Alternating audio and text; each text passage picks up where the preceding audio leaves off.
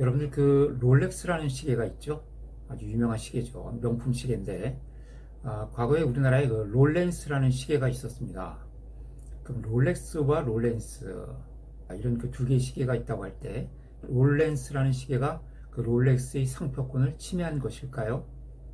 바로 이 부분이 상표의 권리 범위와 관련된 문제입니다. 이것이 유사 상표냐 아니냐, 이것을 어떻게 판단하는지 그 부분에 대해서 말씀을 드리겠습니다.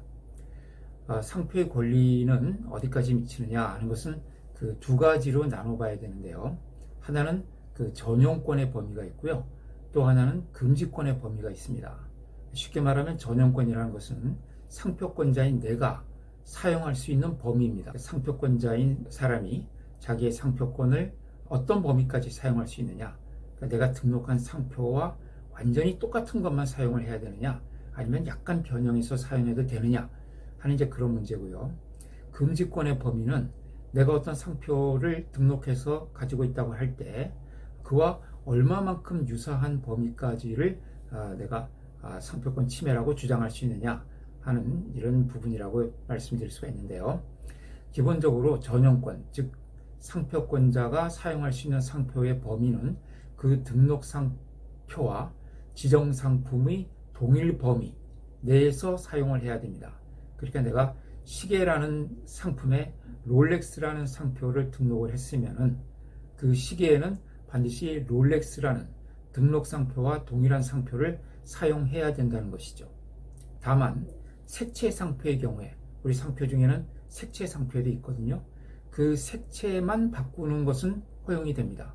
그러니까 내가 빨간색으로 어떤 말 그림을 상표 등록을 했다 했을 때 내가 빨간색으로 말 그림을 상표 등록을 했지만 실제 사용할 때 검정색 말로 한다든가 또는 회색 말로 한다든가 이것까지는 동일성의 범위로 보아주겠다. 다시 말하면 그 상표권자가 자기의 상표를 사용할 수 있는 범위로 인정을 해주겠다는 겁니다. 만약에 이 범위를 넘어가서 사용을 하게 되면 상표권을 부정 사용한 것으로 인정이 되어서 잘못하다가는 내 상표가 취소가 될 수가 있습니다. 이런 경우가 있을 수 있기 때문이거든요. 예를 들어서 내가 카시오페아라는 상표를 등록을 했어요. 카시오페아는 이제 별자리 이름이죠. 카시오페아라고 등록을 해놓고서는 실제 쓰기는 카시오라고 쓰는 거죠. 그럼 어떻게 됩니까? 카시오라는 유명한 전자제품과 혼동을 일으키게 되죠. 이제 그런 일부러 혼동을 일으킬 목적으로 그렇게 등록 상표와 유사한 상표를 사용하는 경우가 많이 있기 때문에 등록 상표가 있으면은 그 등록 상표와 동일한 상표만 써라. 그것을 그 동일 범위를 넘어서서 유사한 상표를 사용하게 되면은 그것은 상표를 부정 사용하는 것이다. 그래서 너희 등록 상표, 즉 카시오페아까지 취소시켜 버리겠다 하는 이제 그런 취지라고 볼 수가 있습니다. 그래서 상표권을 등록한 사람은 그 등록된 상표와 동일한 상표를 사용을 해야 된다. 다만 색채 상표로 등록했을 경우에 그 색채만 바꾸는 경우는 그것은 인정을 해주겠다. 이런 취지라고 알아두시면 되겠습니다. 그런데 이제 금지권의 범위는 조금 다릅니다. 내가 카시오라는 상표를 등록을 했어요. 그런데 카시오페아라고 누가 상표를 사용하고 있습니다. 그런 경우에 만약 이 카시오와 카시오페아가 유사 상표라고 한다면은 이 카시오에 대해서 상표권을 갖고 있는 사람은 카시오페아 유사 상표에 대해서까지 그 상표가 내 상표권을 침해한다고 주장할 수가 있다는 것이죠. 그러니까 상표권자가 자기 스스로 상표를 사용할 수 있는 범위보다 그 다른 사람의 상표를 사용하지 못하도록 금지할 수 있는 범위가 더 넓다는 거죠. 그러니까 상표의 사용은 등록 상표와 동일 범위에서만 사용을 해야 되고 다른 사람의 유사 상표까지 내가 권리를 주장할 수 있다. 그러니까 금지권의 범위는 유사 상표까지 넓혀진다. 이렇게 이해를 하시면 되겠습니다. 그래서 이제 대부분의 그 상표 침해 소송은 A라는 상표와 B라는 상표가 이것이 유사 상표냐 아니냐. 만약 유사 상표라면 그것은 이제 등록 상표를 침해하는 것이 되겠죠. 그래서 이제 유사 상표냐 아니냐 하는 것을 판단하는 것이 대부분의 이제 상표 사건이 되겠습니다. 그럼 상표가 유사하냐 아니냐 하는 것은 어떤 방식으로 판단을 할까요? 자, 여기 보시면은 외관, 칭호, 관념을 전체적, 객관적, 이격적으로 관찰해서 일반 수요자들이 그 상품의 출처를 오인 혼동할 우려가 있는지 여부로 판단을 한다.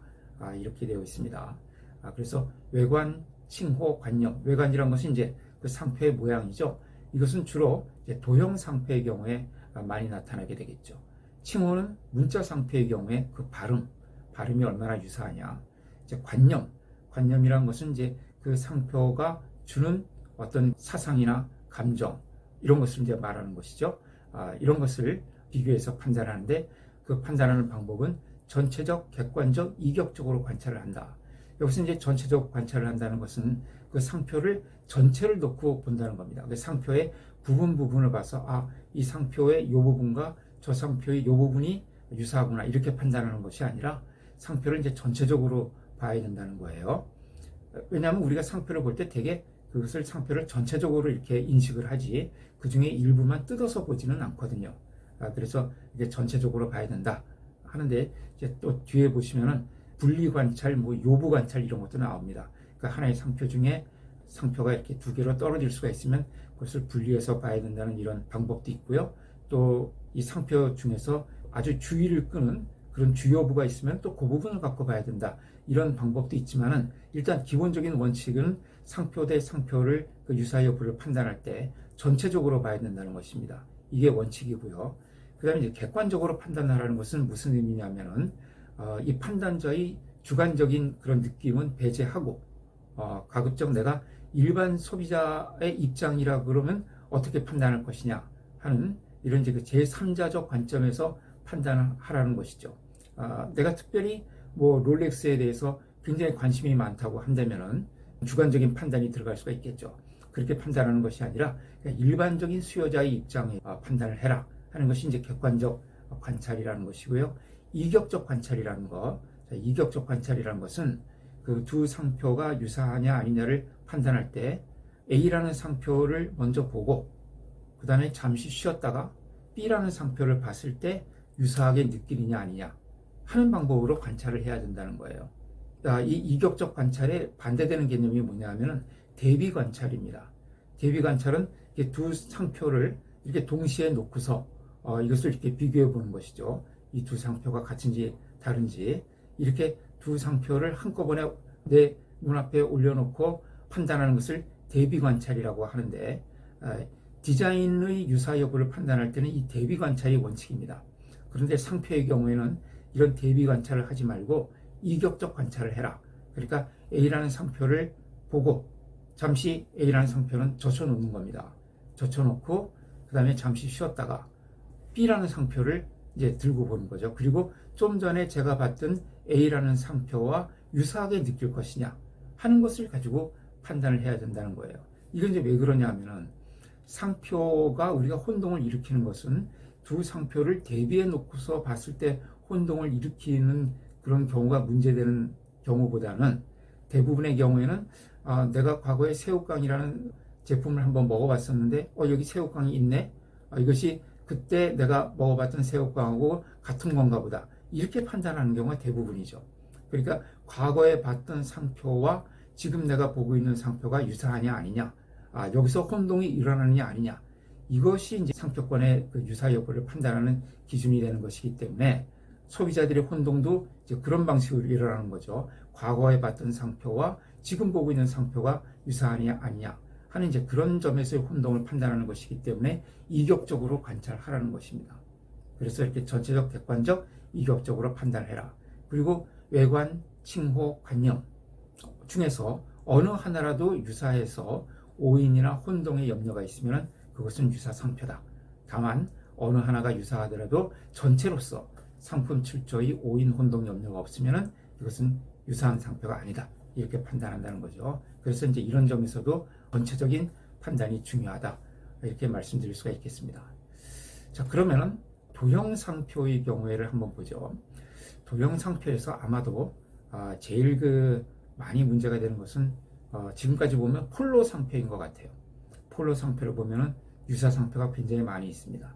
그런데 여러분들 그 폴로 상표가 이렇게 말을 탄 사람이 폴로 선수의 그림이죠.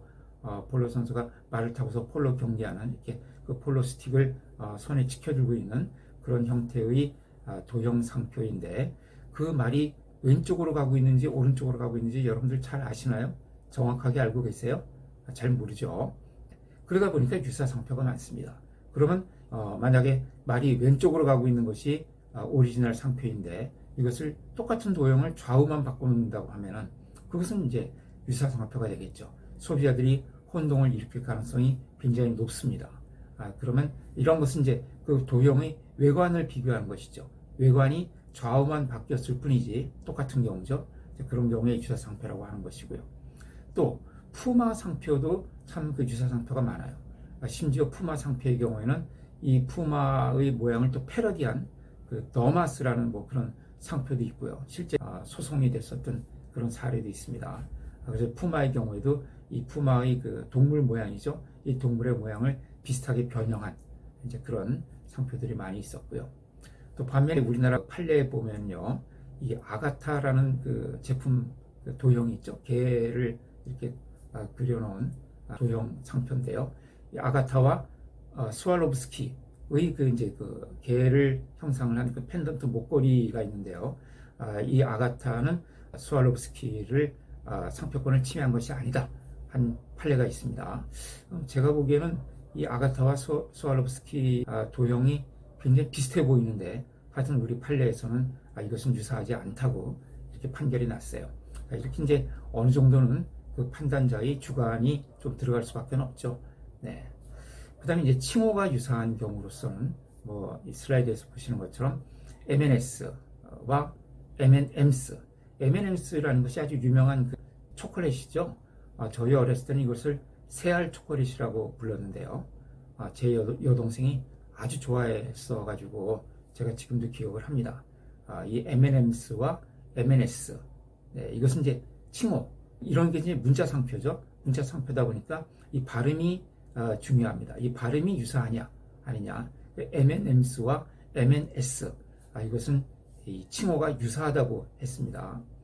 그 다음에 웰라와 쉘라, 이것은 이제 뭐 헤어 용품 이런 것 같은데요. 웰라와 쉘라, 이것은 그 이제 유사하지 않다고 판결이 됐었고요. 그 다음에 또 개보린과 개브린, 개보린은 그 두통약이죠. 그런데 이와 명칭이 유사한 개브린, 이거는 또 유사하다고 이렇게 판결이 있습니다. 반면에 롤렉스와 롤렌스, 이것은 유사하지 않다 그랬어요. 롤렉스와 롤렌스, 이 그 중간 글자의 받침만 차이가 있는데요. 기억하고 니은으로 상당히 유사하게 느껴지죠. 개보린과 개브린이 유사하다 그러면 롤렉스와 롤렌스도 유사하다고 봐야 될 것 같은데 이건 유사하지 않다 그랬습니다. 왜 그랬을까요? 자, 이것은 그 소비자의 주의력이 감안된 결과입니다. 그러니까 이 롤렉스란 것은 굉장히 명품 시계잖아요. 엄청나게 비쌉니다. 그러다 보니까 소비자들이 굉장히 조심한다는 거죠. 이 롤렉스 시계를 살 때 가짜 시계가 워낙 많기 때문에 롤렉스는 가짜 시계가 참 많죠. 가짜 롤렉스가. 그러다 보니까 사람들이 굉장히 꼼꼼하게 주의를 해요.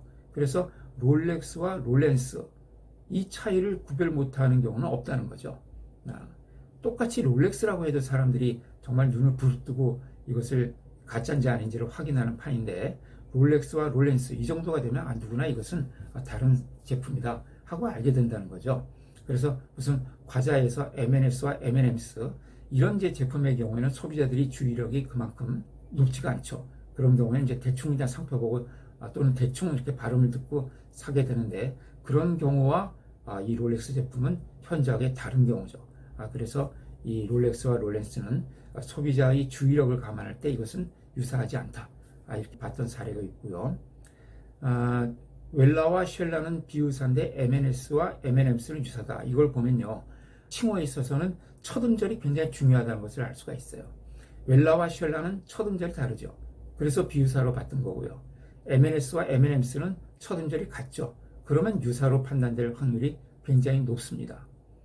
그러면 이런 경우는 어떨까요? 포카와 포칸. 네, 포카. 이건 이제 그 포테이토 칩, 포카칩의 상표명이 포카입니다. 상표가 그 포카칩으로 등록되어 있지 않고요. 포카로 등록이 되어 있습니다. 오리온에서 나온 제품이죠. 그런데 이 다른 경쟁 회사에서 포칸, 그러니까 포카에다가 니은만 붙였죠. 이런 이제 그 제품이 출시가 됐어요. 그래서 이것이 이제 소송이 됐습니다. 오리온이 자기의 등록 상표인 포카 상표를 이 폭한 제품이 침해했다고 해서 소송을 제기를 했었는데, 저도 제가 이 소송을 직접 담당을 했었습니다만은, 이 포카와 폭한이 유사하냐 아니냐를 가지고 아주 간단한 사례 같지만은 이걸 가지고서 정말 한 번에 50페이지, 60페이지씩 의견서, 준비 서면을 법정에 써내곤 했습니다. 그것도 여러 차례 써냈습니다. 그렇게 할 말이 많더라고요. 그런데 결국 이제 마지막에는 어떤 얘기까지 나왔냐면요. 자료를 찾다 보니까 이 훈민정음까지 찾아보게 됐어요.